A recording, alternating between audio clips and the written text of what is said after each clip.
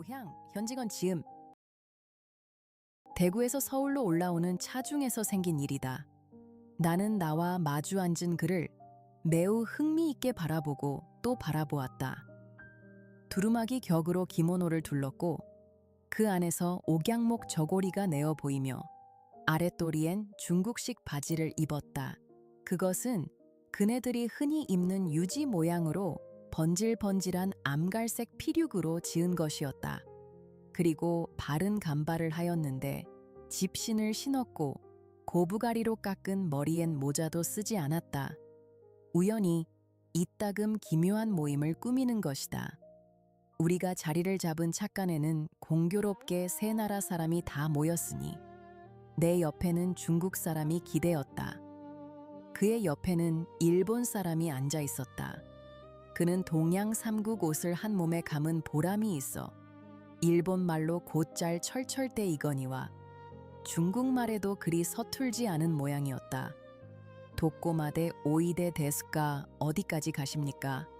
하고 첫 마디를 걸더니만 동경이 어떠니 대판이 어떠니 조선 사람은 고추를 끔찍이 많이 먹는다는 둥 일본 음식은 너무 싱거워서 처음에는 속이 뉘엿거린다는 둥 횡설수설 짓거리다가 일본 사람이 엄지와 곤지 손가락으로 자르게 끄는 꼿꼿한 윗수염을 비비면서 마지못해 까뜩까뜩하는 고개와 함께 소 데스까 그렇습니까? 란 한마디로 코대답을 할 따름이요 잘 받아주지 않음에 그는 또 중국인을 붙들고서 실랑이를 한다. 니쌍 나올취 니싱선마 하고 덤벼 보았으나 중국인 또한 그 기름낀 뚜한 얼굴에 수수께끼 같은 웃음을 띄울 뿐이요 별로 대꾸를 하지 않았건만 그래도 무에라도 연해 운걸거리면서 나를 보고 웃어 보였다. 그것은 마치 짐승을 놀리는 요술쟁이가 구경꾼을 바라볼 때처럼 훌륭한 제 재주를 갈채해달라는 웃음이었다. 나는 쌀쌀하게 그의 시선을 피해버렸다. 그 주적대는 꼴이 어쭙지 않고 밉살스러웠다. 그는 잠깐 입을 닫히고 무료한 듯이 머리를 더걱더걱 긁기도 하며 손톱을 이로 물어뜯기도 하고 멀거니 창밖을 내다보기도 하다가 앞만 해도 지절대지 않고는 못 참겠던지 문득 내게로 향하며 어디꺼정 가는 기호라고 경상도 사투리로 말을 붙인다. 서울까지 가오. 그런 기호 참 반갑구마.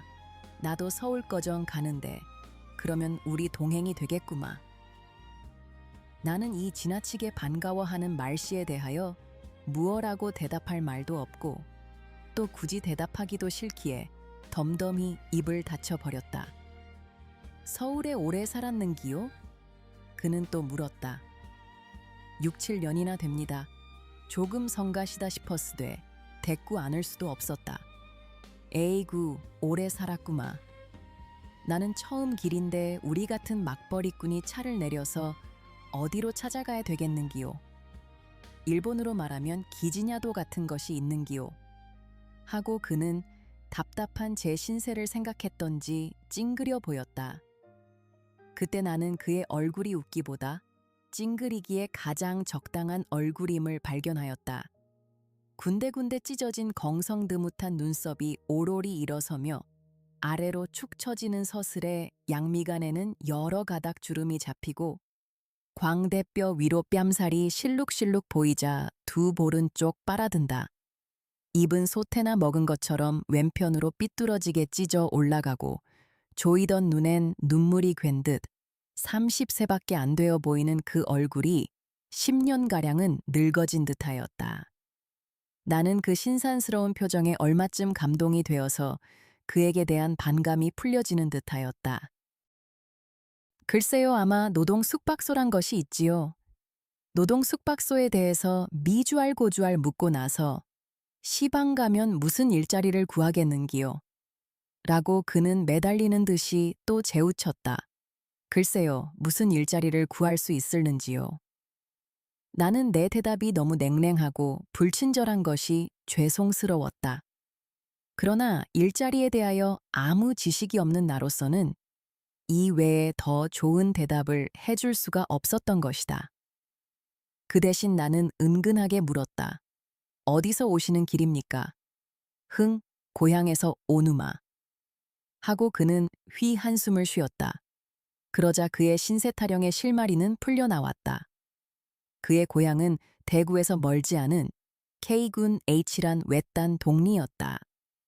한백호 남짓한 그곳 주민은 전부가 역둔토를 파먹고 살았는데 역둔토로 말하면 사삿집 땅을 붙이는 것보다 떨어지는 것이 후하였다.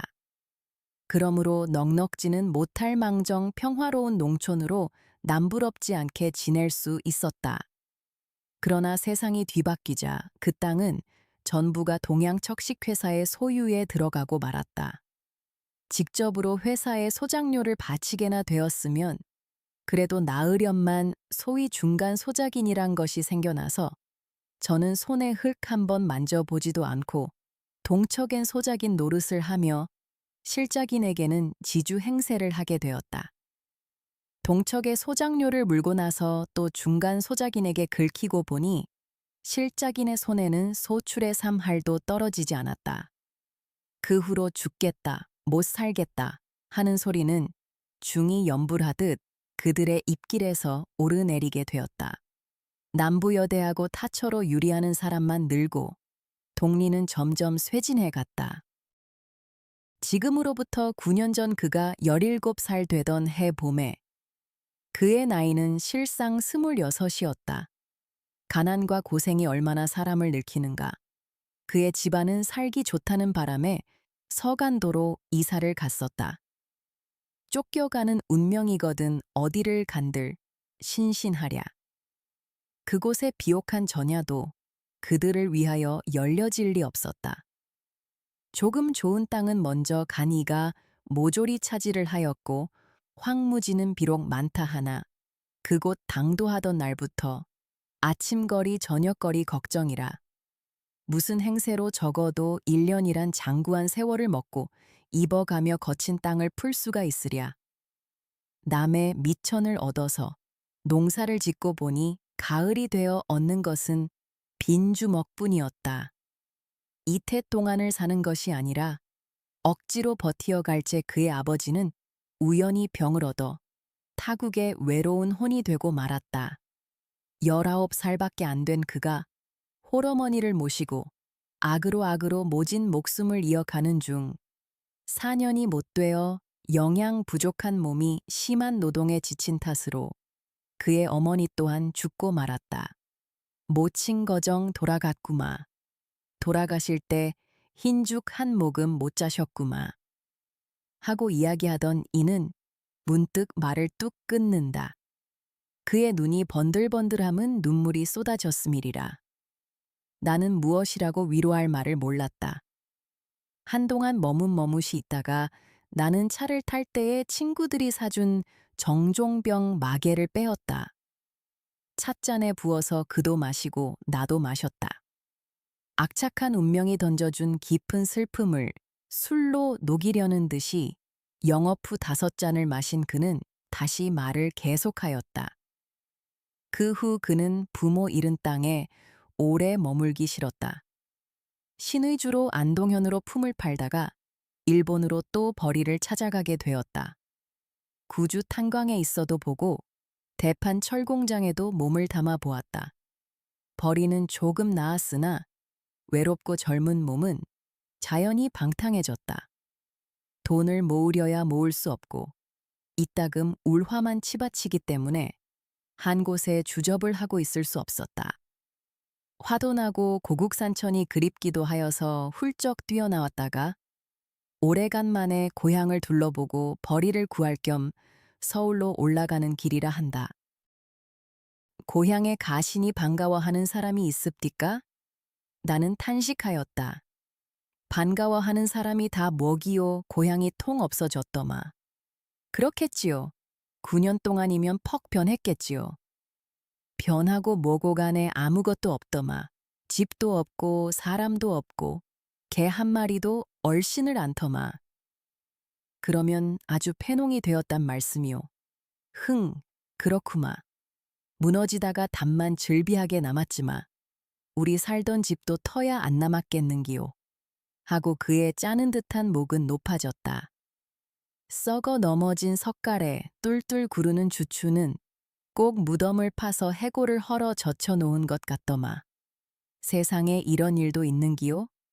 100여 호 살던 동리가 10년이 못 되어 통 없어지는 수도 있는기요. 후.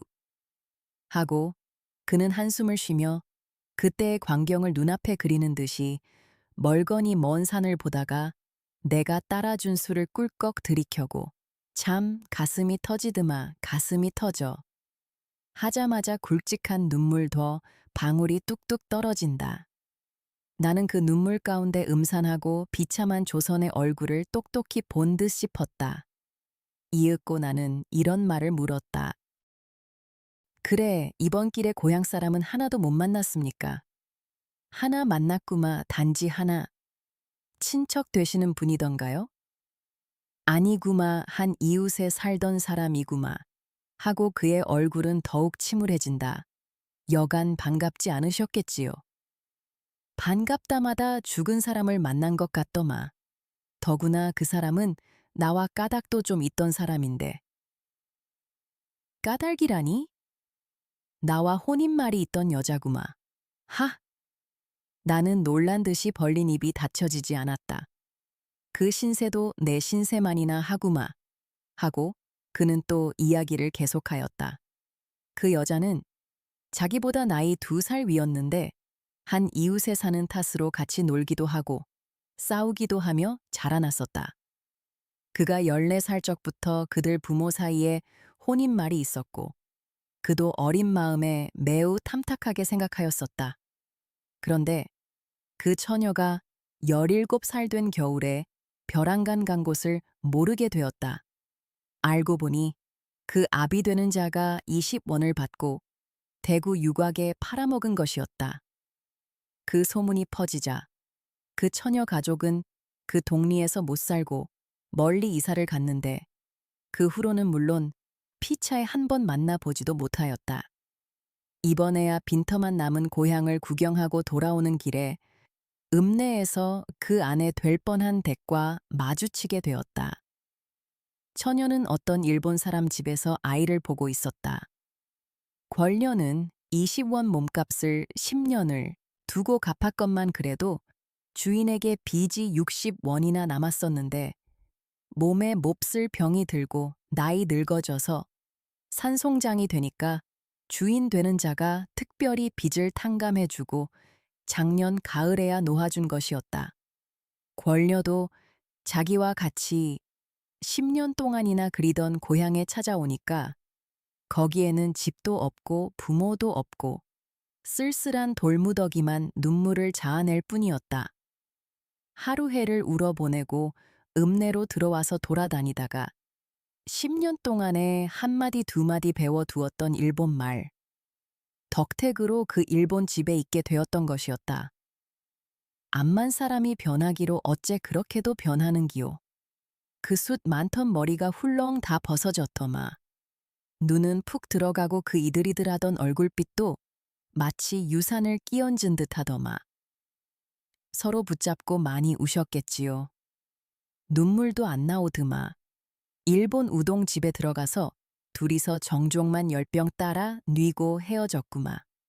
하고 가슴을 짜는 듯이 괴로운 한숨을 쉬더니만 그는 지낸 슬픔을 새록새록이 자아내어 마음을 새기기에 지쳤음이더라. 이야기를 다 하면 무얼 하는기요. 하고 쓸쓸하게 입을 다문다. 내 또한 너무도 참혹한 사람살이를 듣기에 쓴물이 났다. 자, 우리 술이나 마저 먹읍시다. 하고 우리는 서로 주거니 받거니 한도의 병을 다 말리고 말았다.